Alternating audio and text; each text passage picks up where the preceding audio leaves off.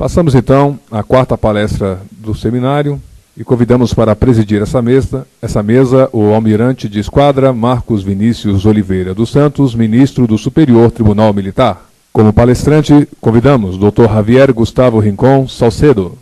Dr. Javier Gustavo Rincón Salcedo é advogado formado pela Pontifícia Universidade Javeriana em Direito Público Fundamental e doutor em Direito da Universidade de Poitiers, em França, laureado pelo Programa de Excelência EIFL do Ministério das Relações Exteriores da República da França.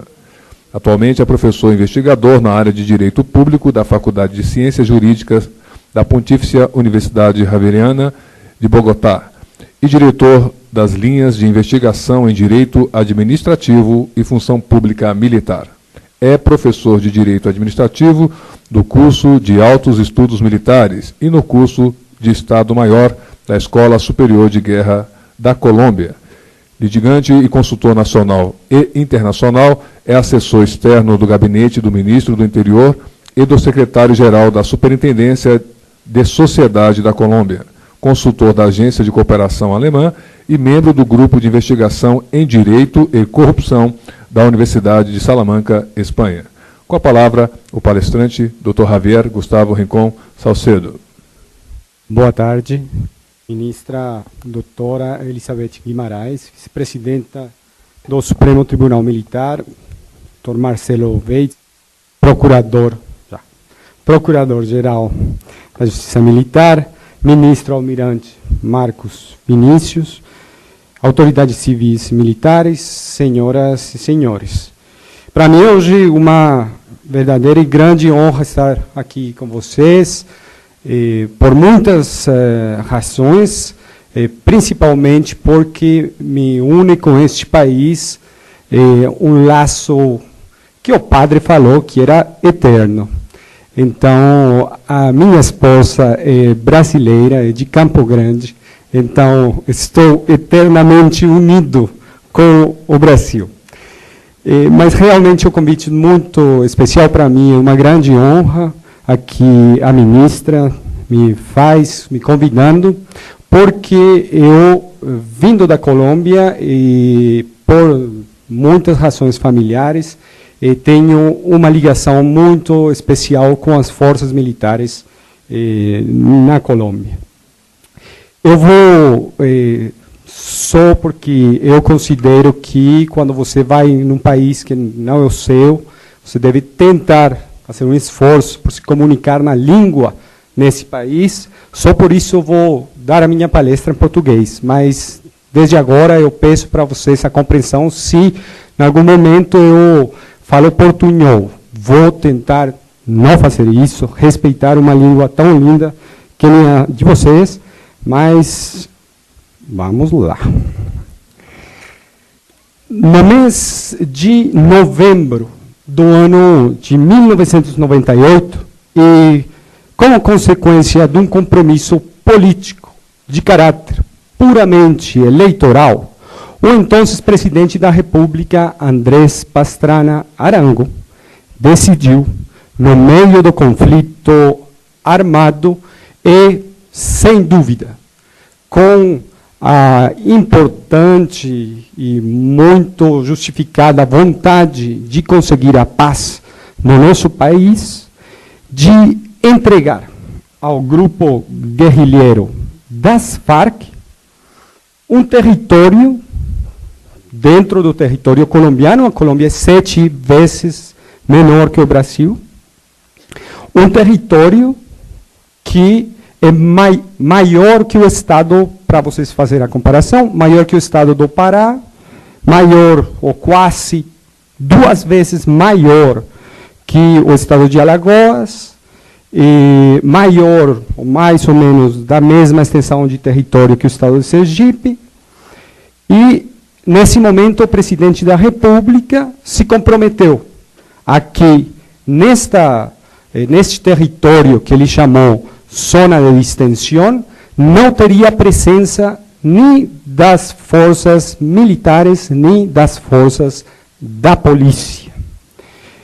Quer dizer, o presidente decidiu deixar os habitantes do território nas mãos de um dos grupos que se caracteriza no mundo por ser o maior violador dos direitos humanos, começando pelo recrutamento de menores para o conflito armado. Paralelo com esse momento histórico, que, entre outras coisas, logicamente, criou um enfrentamento muito importante entre os comandantes do Exército, ou em geral, das forças militares, com o Executivo, paralelo com essa decisão do presidente, no 13 de dezembro do mesmo ano, numa operação conjunta desenvolvida pela Força Aérea da Colômbia, as Forças Especiais do Exército Nacional, na qual os combates com a guerrilha se prolongaram durante mais de 10 dias, em cercanias do município, de um vilarejo denominado Santo Domingo. Aí morriam, nesse momento, em condições um pouco escuras, 22 civis, entre eles 10 menores, ficavam feridos mais de 22 pessoas, e as guerrilhas, ou melhor, a população denunciava que as forças militares eram responsáveis pelas mortes desses civis, porque falavam que tinham morto a causa das bombas que foram jogadas desde os aviões da Força Aérea, e do outro lado estavam as forças militares falando que os culpados pela morte dos civis eram as guerrilhas, primeiro, porque utilizaram as pessoas, os civis, como escudos, e além porque falaram que essas pessoas, em alguns casos, morreram justamente. Quer dizer, foram vítimas de uma atuação legal e necessária das forças militares dentro do conflito. Esta situação é bem interessante, porque, finalmente, e mesmo se apresenta em 1998, é uma situação que reflete claramente a realidade da situação do conflito armado na Colômbia. Uma situação que, logicamente, mudou muito desde o ano 2003, principalmente pela atuação valerosa das nossas forças militares, mas é uma situação que mostra de maneira clara as dificuldades que o conflito apresenta para a sociedade colombiana. Por quê? Porque é um conflito que tem uma duração de mais de 60 anos. Um conflito com mais de 5 milhões de pessoas mortas, 30 mil pessoas desaparecidas, segundo a ONU, 3,7 milhões de pessoas consideradas como bloqueados internos, e, logicamente, uma situação que faz que a composição das forças militares da Colômbia, em comparação com o tamanho do país, seja muito grande. Por quê? Porque, como vocês podem observar, o Exército da Colômbia tem 221 mil efetivos, a Marinha 34 mil, a Força Aérea 14 mil, e se vocês, as forças militares, somam a polícia, vocês vão ter mais ou menos uma força pública, a Polícia Nacional, só temos Polícia Nacional, uma força pública de mais ou menos 490 mil homens em armas e combatendo. Isso faz que o orçamento do Ministério da Defesa da Colômbia para o ano 2013 foi de 14,4 bilhões de dólares. Lógico, uma grande parte deste orçamento é para o pago da aposentadoria dos nossos militares, porque, por um problema econômico, a aposentadoria dos nossos militares é paga com recursos ordinários do orçamento da República. Então, ano a ano, temos que investir para o pago dessas aposentadorias. Estas forças estão enfrentadas a, hoje, o grupo guerrilheiro o maior grupo guerrilheiro, que é as Farc, que, segundo o Ministério da Defesa, tem hoje 9 mil efetivos. Uma guerrilha que, segundo a ONU, dos 9 mil efetivos, tem 2 mil menores dentro desses combatentes.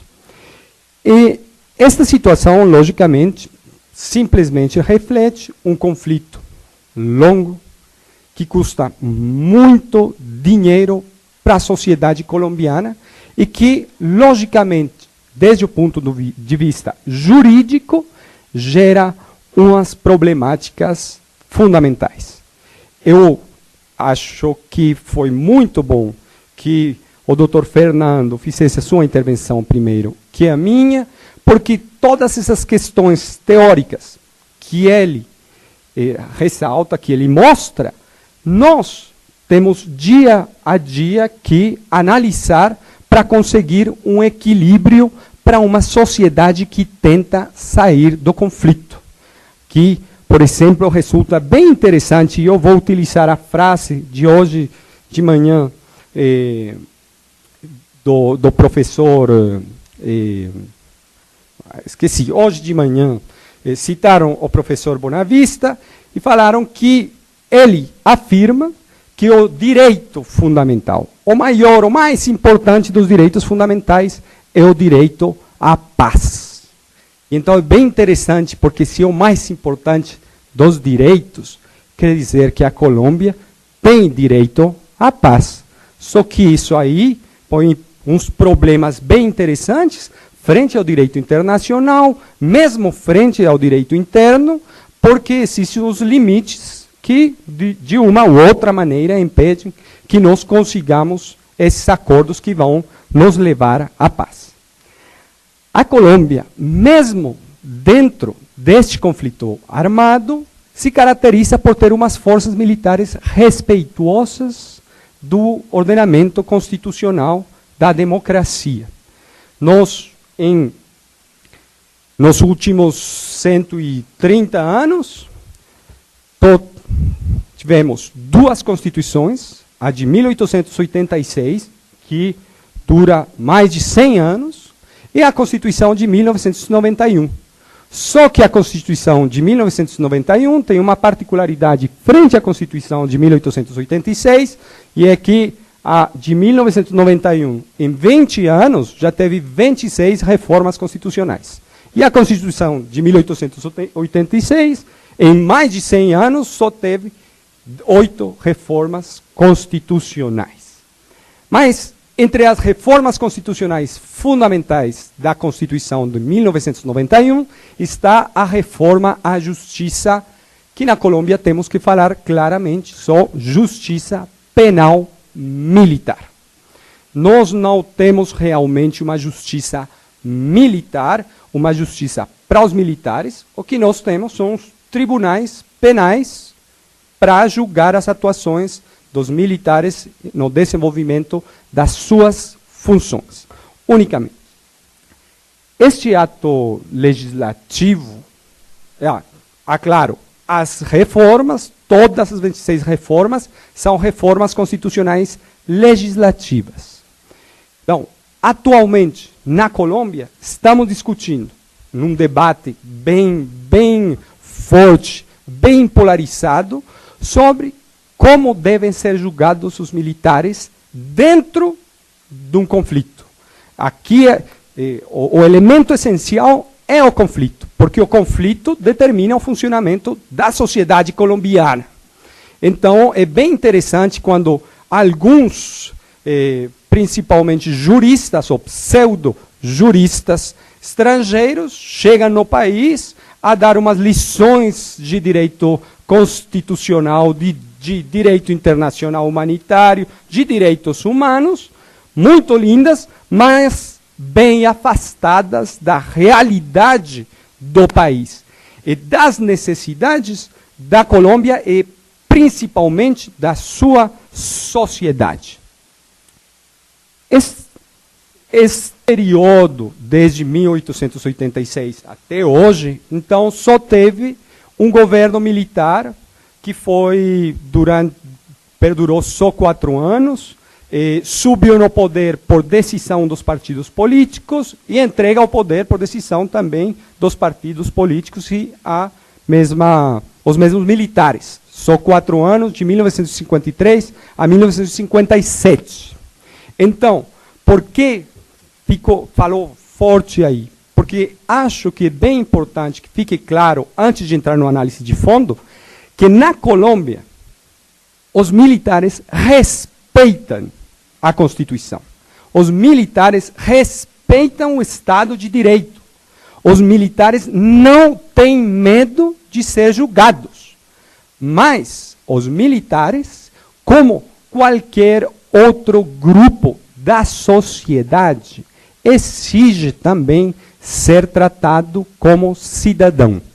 Quer dizer, os direitos devem ser garantidos, começando pelo direito ao devido processo, o direito à segurança jurídica, o direito a saber o que passa quando eu pego um fuzil, vou para o combate, o que passa? Quem vai me julgar?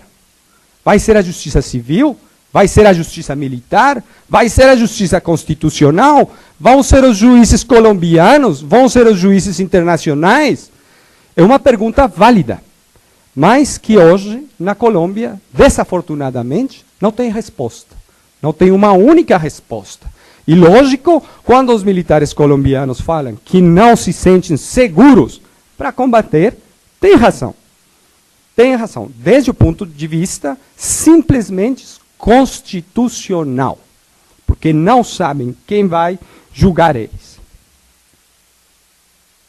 Esta Constituição de 1991, logicamente, é uma Constituição bem enmarcada dentro do neoconstitucionalismo moderno, dessa vaga de constituições na América Latina, aqui está também a Constituição do Brasil, e então, que se caracteriza, como quase todas elas, por esta inclusão extensa de uma Carta de Direitos, por uma criação de um Tribunal Constitucional independente.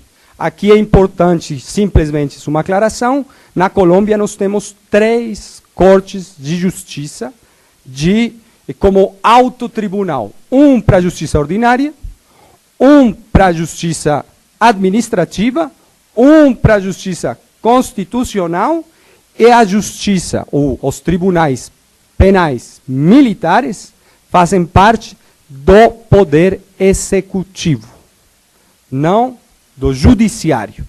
Então, essa aclaração é importante para vocês entenderem também um pouco as críticas contra, logicamente, a justiça militar na Colômbia. E principalmente para, no caso que vocês estivessem analisando e tentando fazer comparações, tenham claro que o debate, principalmente, é muito complicado pelo fato que a justiça militar faz parte do Ministério da Defesa, diretamente. Então, lógico, tem uma subordinação, o juiz está subordinado à hierarquia militar, e isso faz, logicamente, que as pessoas, algumas ONGs, considerem que pode derivar numa vulneração dos direitos humanos, que não sejam julgados como têm que ser julgados, e mais. Mas o que eu principalmente quero ressaltar é o seguinte: nesta Constituição, como em todas as constituições do neoconstitucionalismo, existe uma dupla função para o Estado. De uma parte, tem que garantir os direitos fundamentais, mas, do outro lado, também, todas as suas atuações têm que estar dirigidas a criar espaços nos quais possam se materializar esses direitos fundamentais. De uma maneira simples, as forças militares têm que garantir os direitos das pessoas, mas as forças militares também têm que combater as guerrilhas, porque se não temos paz, não tem como materializar os direitos fundamentais. Então, lógico, essas forças militares começam a ser bem representativas do problema dos direitos fundamentais que o professor Fernando, há um momento, dos direitos fundamentais que o professor Fernando, há um momento, falava, nos quais ao momento falava, lógico, é bem complicado, porque nós vamos ter uns funcionários aos quais nós vamos pedir riscar as suas vidas no combate para garantir os direitos dos cidadãos, mas, logicamente, do outro lado, esses cidadãos vão falar: você pode, mas respeitando os meus direitos fundamentais. E na guerra não é tão claro. Tem algumas pessoas que falam, mesmo que na Colômbia não tem conflito armado, outros falam que não pode se chamar conflito armado, mas ameaça terrorista, outros simplesmente chamam isso uma guerra interna. Para nós, os juristas, é um problema semântico muito complicado, porque não é igual falar que as Farc são terroristas a falar que são combatentes dentro de um conflito armado. Sim? Então, é complicado, ainda não estamos de acordo no ponto. Essa Constituição de 1991, com seu ato legislativo, então, acho o análise das forças militares dentro desse conflito pode ser, acho interessante para vocês, desde a perspectiva deste seminário. Por quê? Por duas razões principais no meu conceito.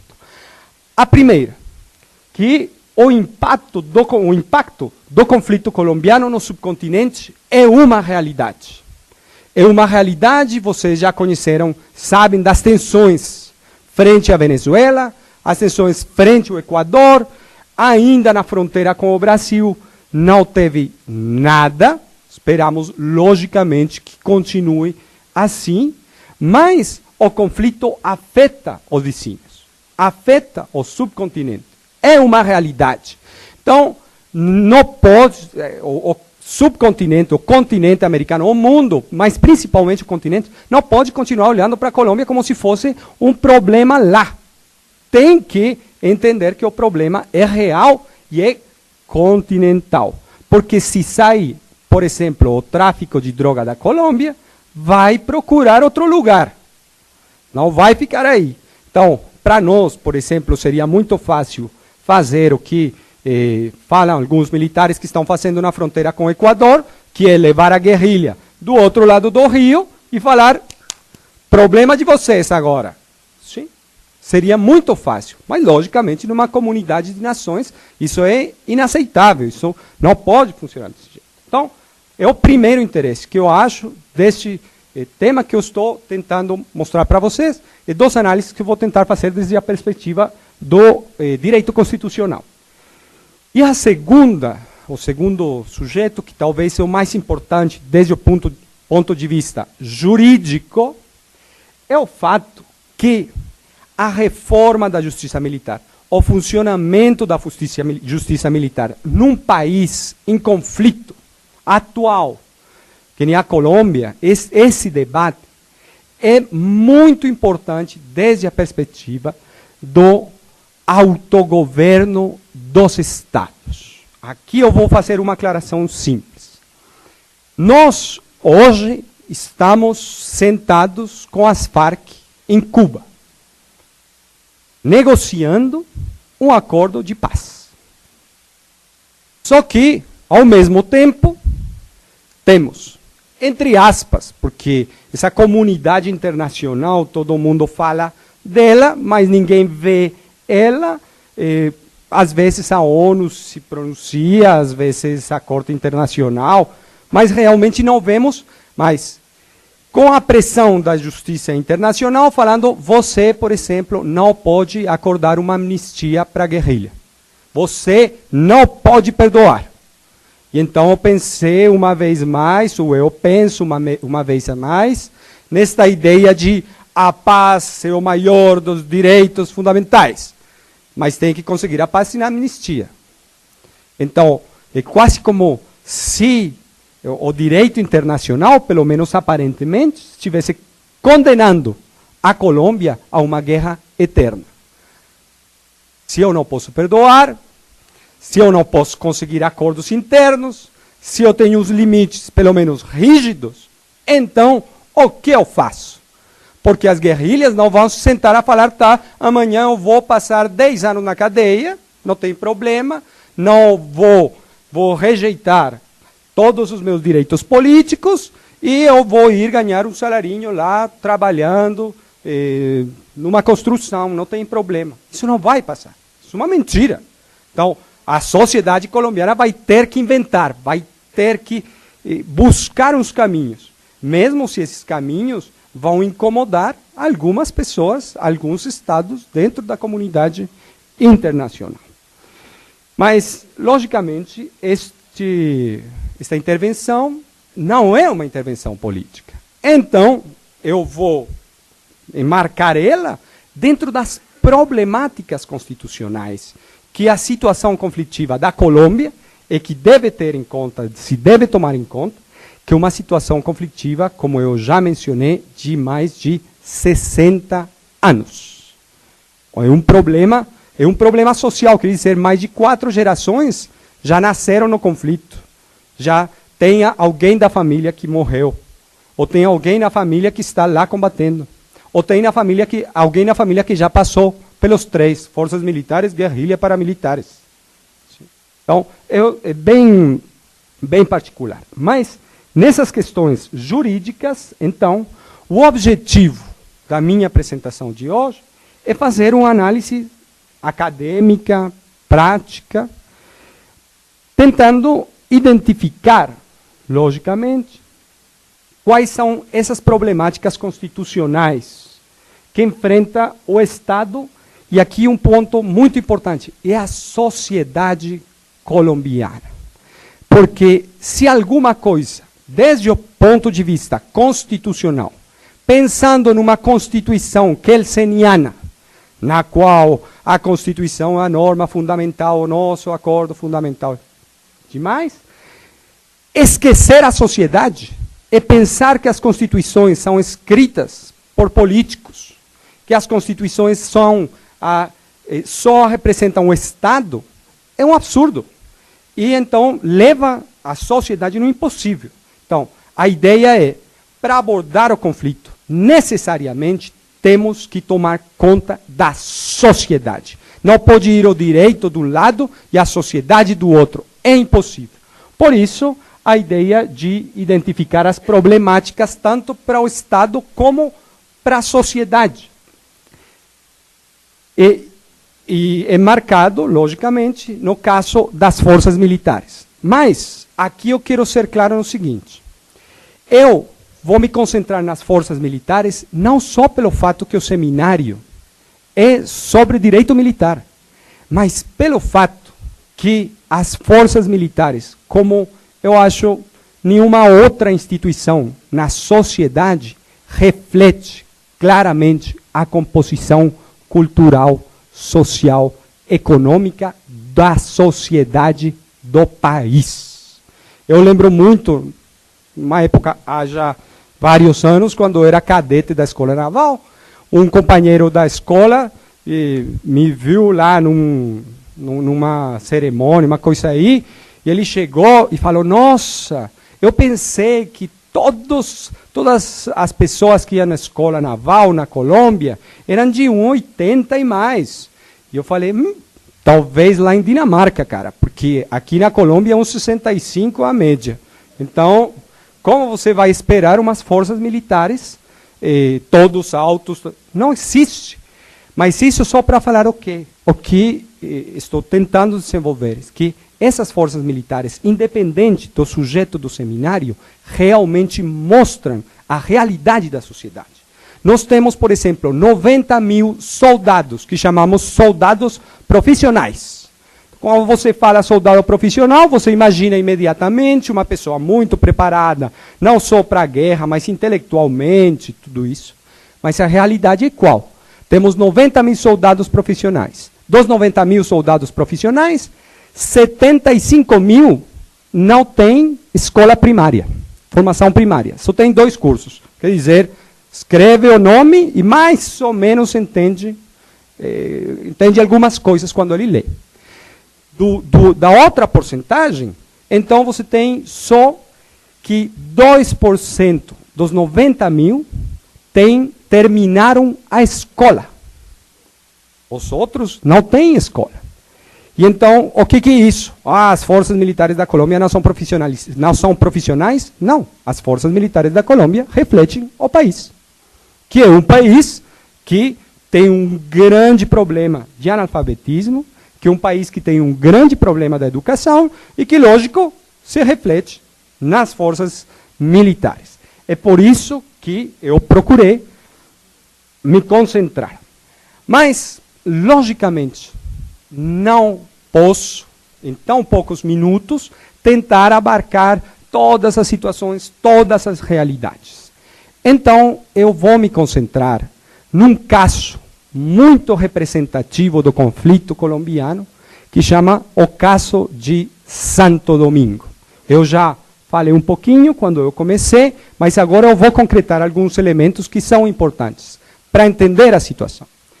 O caso de Santo Domingo, quais são os fatos do caso? No ano 98, no vilarejo de Santo Domingo, o vilarejo de Santo Domingo tinha uma população de 247 pessoas, que moravam em umas 47 casas, e entre o 12 e o 16 de dezembro de 98, no marco dos combates entre a guerrilha e as forças militares, a tripulação do helicóptero da Força Aérea jogou uma bomba cluster, uma bomba de fragmentação, e a bomba, hoje já está provado, causou a morte de 17 pessoas, das quais 6 eram crianças, e feriu 27 pessoas. Isso é uma realidade. Nem o Estado mesmo diz o contrário. É uma realidade. Mas essa situação tem umas condições, ou umas situações jurídicas importantes para entender as problemáticas constitucionais, para identificar problemáticas constitucionais. A primeira delas é que o Estado fala, eu sou responsável. Eu sou responsável. Só que fala, eu sou responsável, mas por responsabilidade objetiva, sob a teoria do risco criado. Quer dizer, no desenvolvimento de uma atuação legal, eu causei a morte de umas pessoas. Mas as minhas atividades foram legítimas e foram feitas dentro do quadro dos processos militares e respeitando os direitos das pessoas. É a posição do Estado, mas insisto, o Estado reconhece a sua responsabilidade. O Conselho de Estado da Colômbia, a máxima autoridade, o máximo juiz administrativo, vai condenar o Estado pela sua responsabilidade na morte destas pessoas, mas não aceita a responsabilidade objetiva.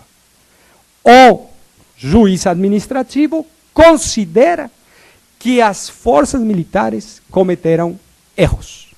E esses erros foram os que causaram as mortes destas pessoas. Então, o enfrentamento não é se temos que pagar ou não. O enfrentamento é por que temos que pagar. Sim? Dentro destas situações jurídicas relevantes, temos também o quê? O procurador-geral, que é a pessoa encarregada de impartir justiça, vamos falar, disciplinar, condena os pilotos. Fala, vocês estão condenados porque vocês violaram os direitos humanos com as suas atuações. Aí tem um elemento muito importante. Falar que os pilotos violaram o direito humanitário, o direito internacional humanitário, os direitos humanos com as suas atuações, vai ter uma consequência muito, mas muito importante, ligada com a competência dos juízes, principalmente do juiz penal militar.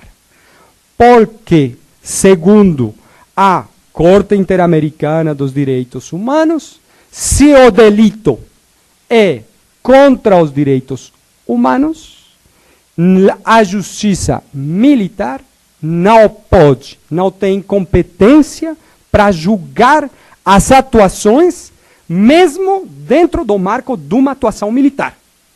Então, lógico. Então, os pilotos já estão condenados. A justiça ordinária, consequência do anterior, então é a que vai se encarregar de julgar penalmente os militares. Porque, como é uma violação aos direitos humanos, a justiça militar não tem competência. Perdeu a competência. E então, imagine, simplesmente, eu sempre imagino assim, imaginem um juiz ordinário, um juiz, quer dizer, de justiça civil, lendo isto, tentando entender o que é só o helicóptero UH-4407, em que consiste um dispositivo cluster do tipo ANM1A2, e tentando estabelecer qual é a responsabilidade dos pilotos, e analisando as comunicações do helicóptero, e analisando o vídeo do avião. Então, sai da justiça militar, entra na justiça ordinária, e os pilotos são condenados a 45 anos de prisão por violação aos direitos humanos. No momento tem um recurso agora na Corte Suprema da Justiça, mas é seguro que vão ser condenados. Com tudo isso, mesmo os pilotos condenados, mesmo se a justiça administrativa condenou o Estado a pagar, mesmo se o juiz disciplinar condenou os militares, mesmo nesse contexto, a Corte Interamericana de Direitos Humanos entrou e condenou o Estado colombiano. Por quê? Porque a reparação não foi considerada, a reparação interna não foi considerada suficiente. Faltou o quê?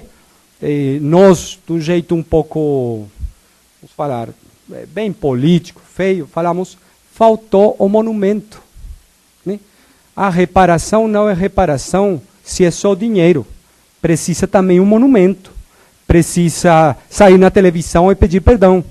Precisa desenvolver todos esses conceitos de justiça de reparação integral. Mas que, logicamente, vão gerar muitas problemáticas constitucionais. Por quê? Pensemos só uma.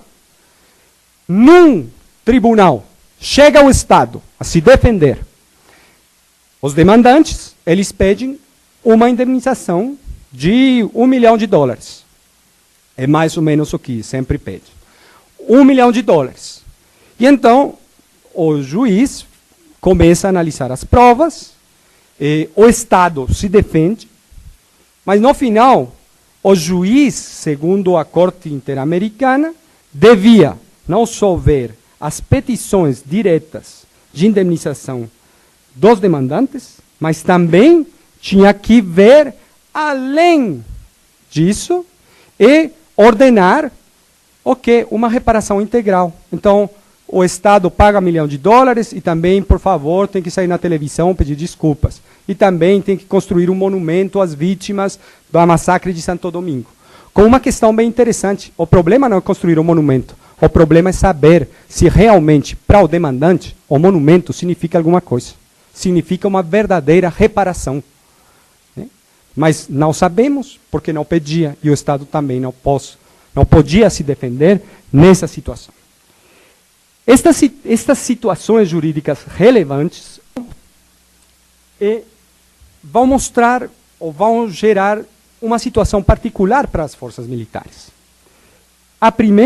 As duas primeiras já falamos, mas principalmente dentro da sociedade colombiana, vão ter como efeito o que eu chamo que as avaliações das atuações das forças militares são o espaço onde mais você pode encontrar o que eu chamo o uso seletivo do direito.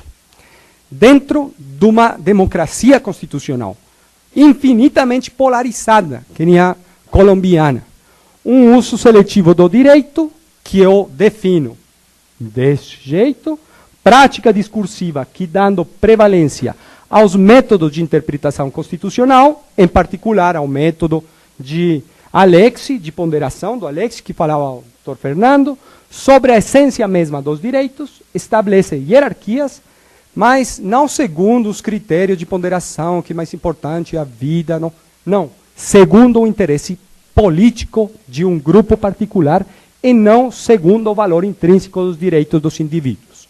Exemplo claro do uso seletivo do direito, o problema da amnistia e da justiça transicional na Colômbia. Em 2006, fizemos um processo de paz com os paramilitares. Para os paramilitares, então, mesmo se o cara assassinou 1.000, 2.000, 3.000 pessoas, vai ter 8 anos de cadeia. Logicamente, os grupos de esquerda, nesse momento, saem e falam: os direitos fundamentais não podem ser negociados. O direito à vida não pode ser negociado.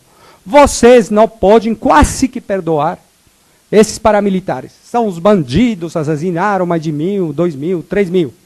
Fala, não pode. E foi um grande debate. Hoje, o que escutamos desses mesmos grupos de esquerda é um grande silêncio frente à possibilidade de perdoar, mas agora já não. Um grupo de direita, também assassinos, terroristas, tudo, mas um grupo de esquerda. Quer dizer, o direito à vida é importante dependendo de como você possa se ver afetado pela situação. Então, não tem um valor intrínseco, tem um valor em função da minha posição política. E lógico, numa situação de conflito, então é impossível. Se não temos uma valoração intrínseca do direito, não tem possibilidade de avançar nos acordos. Se uma vítima da guerrilha tem um valor e uma vítima dos paramilitares tem outro valor, então quer dizer que a vida de um e de outro tem valores diferentes. Mas para um acordo é muito complicado. Nós precisamos ter uns acordos de base e principalmente não fazer um uso seletivo do direito. Esse uso seletivo do direito é o núcleo fundamental das problemáticas constitucionais que se apresentam para a Colômbia. O professor de Luca, prazer, o decano da Javeriana, manda seus cumprimentos para você. O uso seletivo do direito é o núcleo fundamental, o núcleo essencial das problemáticas fundamentais. Por quê? Porque esse uso seletivo não permite que a sociedade colombiana saiba onde fica o limite da lei, onde fica o limite da Constituição. Insisto, tem um artigo da Constituição que fala: em Colômbia não existirá amnistia nem indulto. Pronto. É um artigo. Mas, insisto, hoje escutamos o silêncio de quem estão sentados na mesa de negociação sobre o artigo. Há 5 anos, todos gritavam: tem um artigo na Constituição que impede fazer amnistia. Mas, olha, era o mesmo artigo há 8 anos e o artigo de hoje é o mesmo. Que mudou? Não, é que os paramilitares são menos legais que os guerrilheiros. Não, a norma é a norma. O valor intrínseco é o que deveria importar. Mas, lógico, como tem uso seletivo, então estou frente a umas problemáticas constitucionais que se desenvolvem principalmente em 2 campos. O primeiro desses campos, logicamente, é o julgamento penal e disciplinar dos funcionários militares. Como eu vou fazer para julgar esses militares? Num marco de um conflito. Como eu vou fazer para garantir para eles segurança nas atuações? Hoje de manhã, falava com algum de vocês a problemática, por exemplo, que na Colômbia as forças militares desenvolvam atuações próprias da polícia. É uma problemática grave porque, simplesmente juridicamente, vou falar, as forças militares utilizam umas armas diferentes das armas da polícia. Então, lógico, mas se o guerrilheiro pega uma pistola e a força militar pega um fuzil, já está vulnerando o princípio de proporcionalidade na utilização da força. Mas como podemos fazer se o soldado não tem outra arma? Nós, sociedade, decidimos que o exército ia fazer isso. E mandamos o exército combater com fuzil. Mas depois, quando esse soldado atira com o seu fuzil, chegamos e falamos, utilização desproporcionada da força. Então, você não vai ser julgado pela justiça militar, você vai ser julgado pela justiça civil, o seu delito não prescreve nunca, e você está em problema, você vai terminar com 40 anos de cadeia. Pronto. Sim? Então, lógico, o que passa na sociedade? Um problema simples. O soldado, antes de atirar, fala, atiro ou vou para a cadeia? Atiro ou vou para a cadeia? Pensando, não atirou e o cara saiu correndo. Não atira, não para. Mas ele tem uma obrigação constitucional de garantir os espaços para que eu possa desenvolver os meus direitos. Então, ele incorreu numa omissão do exercício das suas funções. Ele tinha que atirar. Mas depois eu, como sociedade, colocou ele numa situação de conflito. O outro campo é o campo da responsabilidade patrimonial do Estado, que é bem complicado. Falam que se hoje o Estado colombiano perde todos os processos que tem contra, e o Estado quebra. Quebra, simplesmente quebra. Não tem como funcionar mais. Mas tem duas vias aí, complicadas, nessa responsabilidade patrimonial do Estado. Não só são os civis frente ao Estado, mas os militares frente ao mesmo Estado. Nessa responsabilidade. Os militares falando uma coisa assim, você me mandou morrer. Isso não se faz. Você pode me mandar a combater. A morrer, não. E combater quer dizer que você tem que me dar as armas adequadas para combater o inimigo. Se você não me dá, você me mandou morrer. Quer dizer que você está violando o meu direito à vida, mesmo se eu sou militar. E então eu vou pedir uma indemnização de $1 milhão. Como soldado. Então a situação é bem particular, bem complicada. Nesses dois campos, então, existem duas perguntas específicas. A primeira das perguntas, frente ao julgamento penal e disciplinar dos funcionários militares. Primeiro, quais devem ser os critérios para determinar a competência da justiça militar? Tem que ser um critério material, tem que ser um critério formal, tem que ser um critério funcional.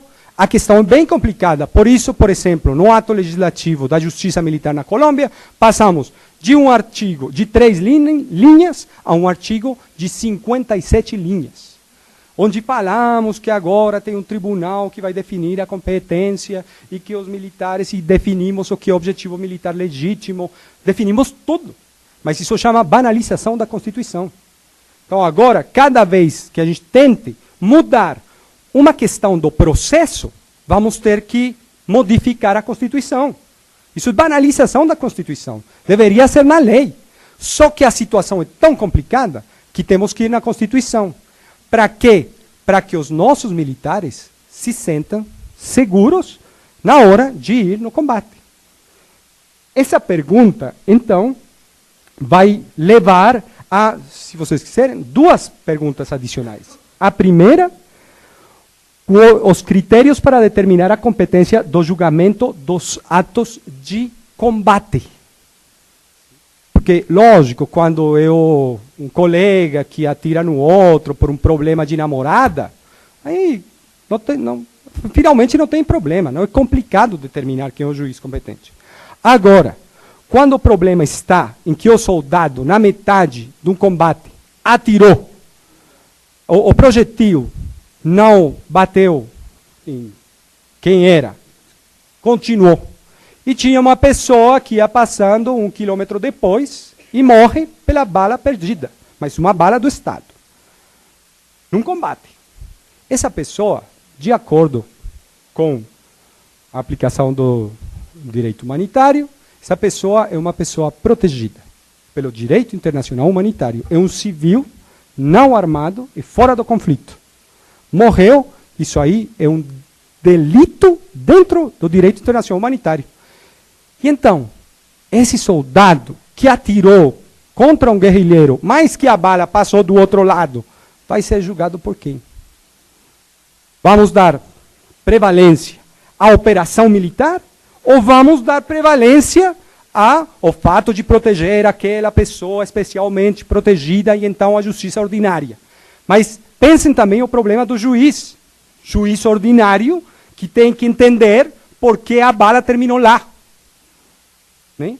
E pode ser que termine falando que o soldado não é culpado, sendo culpado.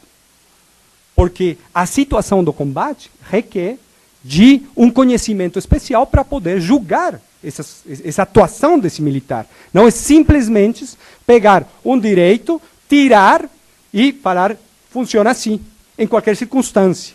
Não, o combate bem para. E lógico, os critérios de razoabilidade para a aplicação do direito internacional humanitário. Aqui, a coisa é bem interessante, porque um é o discurso ao interior do país e outro fora do país. Ao interior do país, existe terrorismo jurídico, e então, cada vez que você fala, eu acho que aí não deveríamos aplicar o direito internacional humanitário, saem os terroristas jurídicos e falam, a Corte Penal Internacional vai condenar o Estado colombiano, se você...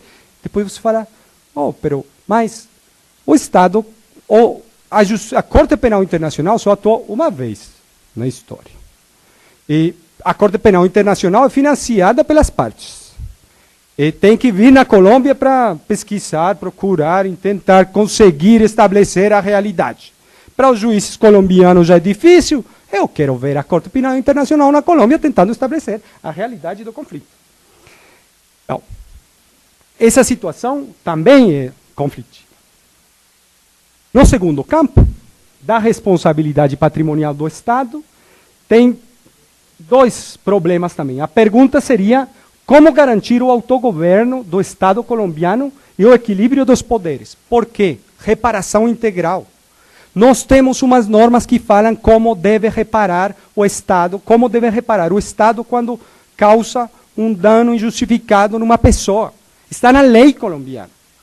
Mas a Corte Internacional, a Corte Interamericana de Direitos Humanos fala, não são as leis que você fez. Você tem que ter umas leis de acordo com a Justiça Interamericana, e então mesmo, caso Santo Domingo, se você já reparou, nós consideramos que a reparação é insuficiente. Então falta um monumento, falta pedir perdão, falta um pouquinho mais de dinheirinho aí, porque não alcança.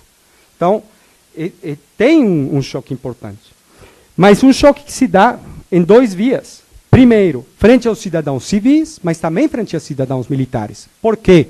Um exemplo, o tempo está esgotado, vou pedir 10 minutinhos e eu fecho.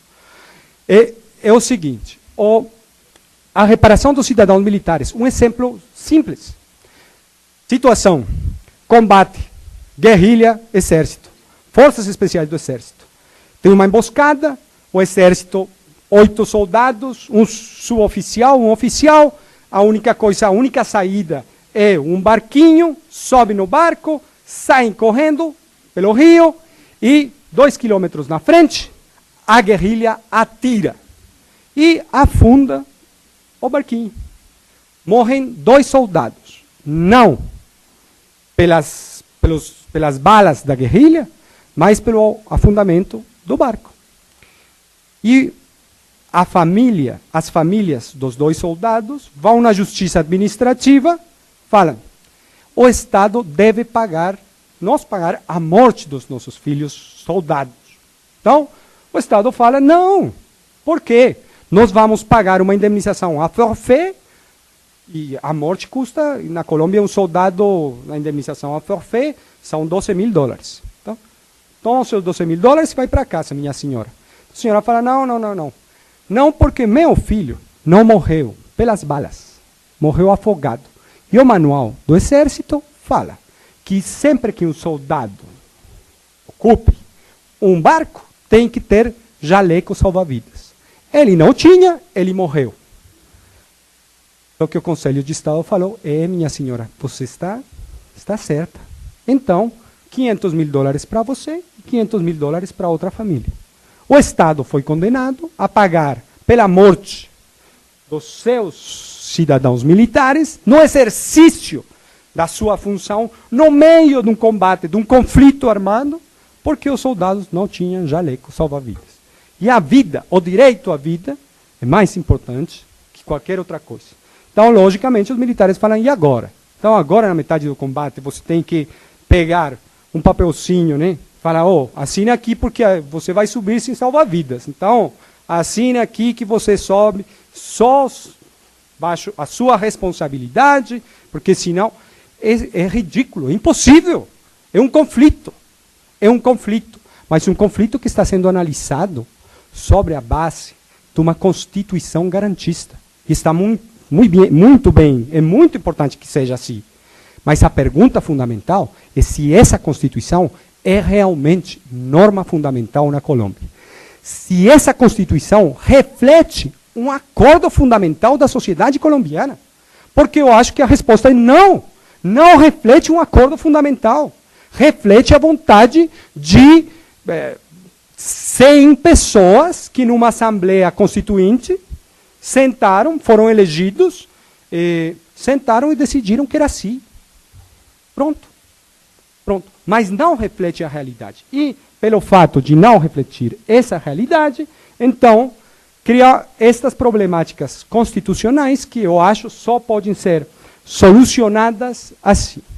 Esta frase que vocês veem aí é a frase que eu acho que mais dano ha causado ao constitucionalismo e à realidade, a realidade das diferentes sociedades constitucionais, das democracias constitucionais, mas principalmente, insisto, ao constitucionalismo mesmo.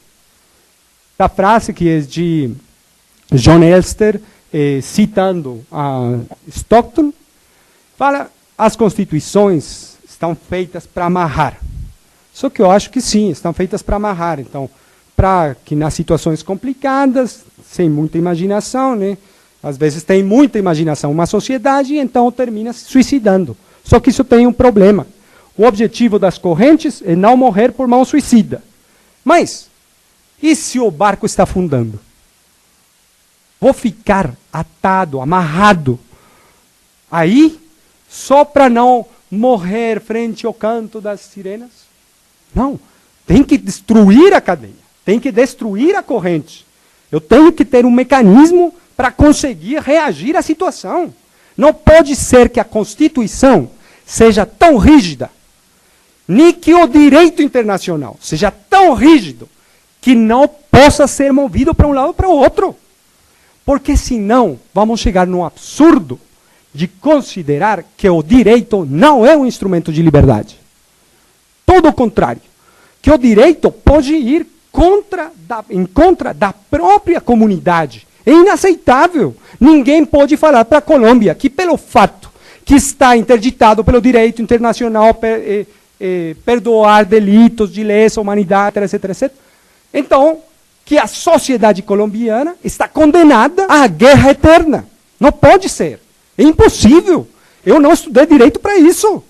Eu estudei direito para ter um mecanismo que ajude a minha sociedade, que ajude as pessoas. Não pode ser que o fundamentalismo dos direitos fundamentais e que o fundamentalismo do legalismo confundido com o direito leve as sociedades a morrer, a se afundar, a se afogar. Não pode ser. Eu não estudei leis, eu estudei direito. E então, esses fundamentalistas da lei, que não são positivistas, positivista é o jurista. Agora, o fundamentalista da lei, esse não entendeu nada. Só que tem muitos, demasiados, para falar bem claro em espanhol, demasiados. E então, por isso eu acho que a única maneira de conseguir sair do problema que está hoje a Colômbia é principalmente garantir para as nossas forças militares umas condições ótimas para chegar a um verdadeiro pós-conflito, é claramente, primeiro, ajustando ou quebrando as correntes atuais, sobre a base dos compromissos sociais de um verdadeiro pacto constitucional, que deve se caracterizar por uma concepção material dos direitos, evitar a hierarquização, que está fazendo mal, porque a vida é a vida. E então temos que harmonizar, não hierarquizar. Construir o pacto sobre a base de um constitucionalismo popular, não sobre um populismo constitucional, e construir essa Constituição sobre compromissos sustentáveis no tempo. Por exemplo, ter falado em 91 que não tinha amnistia na Colômbia, que estava interditada, isso foi um compromisso que não podia ser sustentável no tempo. Tínhamos, nesse momento, 30 mil pessoas dos grupos guerrilheiros. E então, simplesmente, e do jeito de conclusão, considero que as correntes constitucionais que nós nos amarramos se estabelecem para servir a sociedade em momentos específicos, não para nos condenar à morte por afogamento. Agradeço muito a sua atenção.